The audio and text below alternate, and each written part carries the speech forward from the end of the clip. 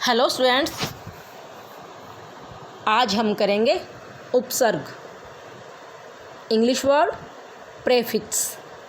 Pray माने पहले, fix माने एक जगह पर फिक्स हो जाना, यानी कि किसी फिक्स वर्ड से पहले जो हम वर्ड लिखते हैं और वर्ड लिखने से जो फिक्स वर्ड है उसमें जो परिवर्तन हो जाता है उसे क्या कहते हैं? प्रीफिक्स, यानी कि हिंदी में उपसर्ग। उपसर्ग शब्द उप तथा सर्ग दो शब्दों के मेल से बना है। उप का अर्थ पास तथा सर्ग का अर्थ रचना, यानी कि मूल शब्द के आरंभ में उपसर्ग जोड़कर नए शब्दों की रचना करना उपसर्ग कहलाता है। जैसे मोल, मोल माने मूल्य।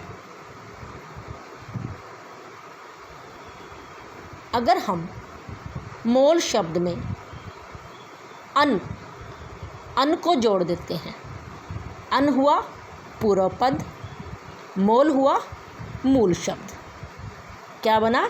अनमोल। अनमोल जिसकी कोई कीमत नहीं है।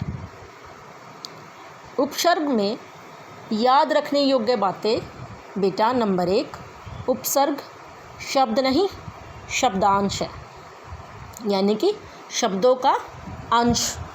अंश माने छोटा सा हिस्सा, ये अपने आप में पूर्ण शब्द नहीं है। सेकंड, उपसर्ग हमेशा मूल शब्द से पहले लगते हैं। उपसर्ग हमेशा मूल शब्द से पहले लगते हैं। और थर्ड बेटा, ये अर्थ में परिवर्तन करते हैं।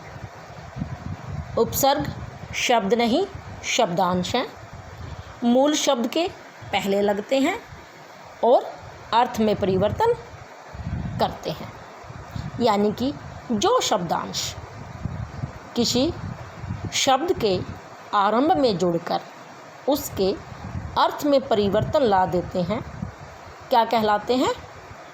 उपसर्ग। वो क्या कहलाते हैं? उपसर्ग। हिंदी में उपसर्ग 6 प्रकार के होते हैं। कितने प्रकार के? 6 प्रकार के। नंबर 1, संस्कृत के उपसर्ग। संस्कृत के उपसर्ग।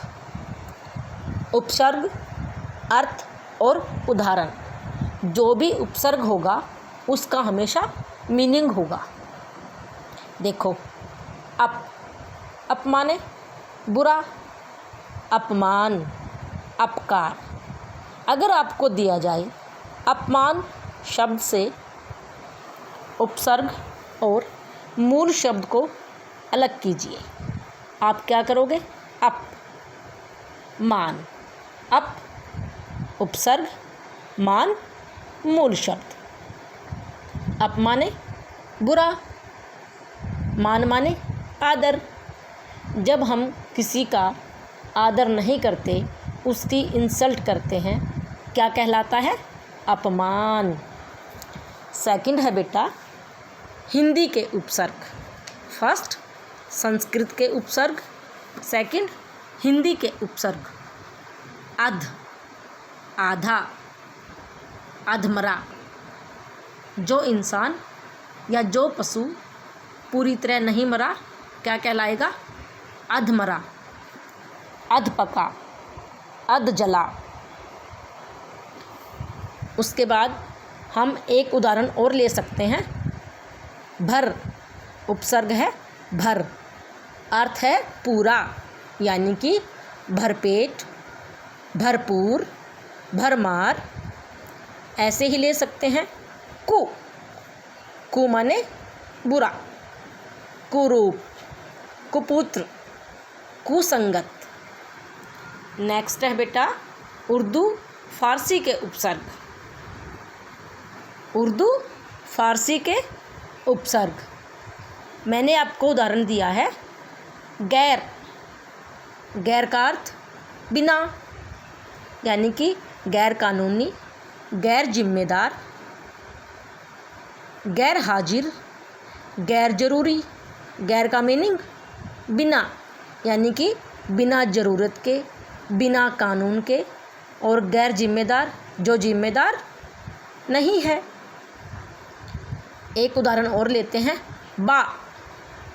बा माने शहीद, बा माने शहीद, बाकायदा, बाइज्जत, बाअदब। अदब भी इज्जत का ही वर्ड है, अदब के साथ, इज्जत के साथ। एक वर्ड और देखते हैं, हम का अर्थ है साथ या समान। हम उम्र, हमदर्द, यानी कि मेरी उम्र के साथ या मेरी उम्र के समान। हमदर्द, मेरे दर्द के साथ या मेरे दर्द के समान। हम सफ़र, हम वतन। अंडरस्टैंड बेटा। नेक्स्ट है, कुछ उपसर्ग ऐसे भी होते हैं जो संस्कृत के अव्यय होते हैं। अव्यय जिनमें परिवर्तन नहीं होता, जिन्हें हम अविकारी शब्द भी कहते हैं। अविकारी, जिनको बदला नहीं जा सकता। अव्यय, अ माने नहीं, व्यय माने खर्च करना, जिनको हम खर्च भी नहीं कर सकते, यानी कि जिनमें हम बदलाव नहीं कर सकते, उन्हें कहते हैं अव्यय। जैसे सहित, सफल, सबल, सजल, सहर्ष।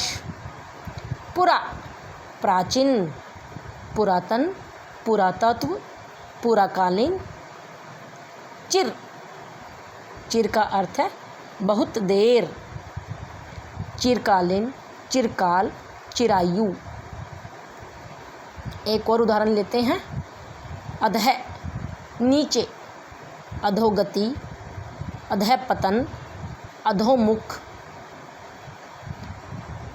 अंडरस्टैंड बेटा। इसके बाद उपसर्ग के दो भेद और होते हैं। कुछ उपसर्ग ऐसे भी हैं जो अंग्रेजी के उपसर्ग होते हुए हिंदी भाषा में प्रयोग किए जाते हैं। जैसे sub inspector, sub division, journal, journal manager, general store. Chief minister, chief secretary. Headmaster, head clerk. Vice chancellor, vice president. Deputy collector, deputy director. Last है, कुछ उपसर्ग ऐसे भी होते हैं जो एक शब्द में एक से ज़्यादा बार प्रयोग किए जाते हैं। अंडरस्टैंड बेटा। ये थे आपके उपसर्ग। आप उपसर्ग से नया शब्द भी बना सकते हैं और शब्द से मूल शब्द और उपसर्ग को भी अलग कर सकते हैं। अंडरस्टैंड बेटा। ओके।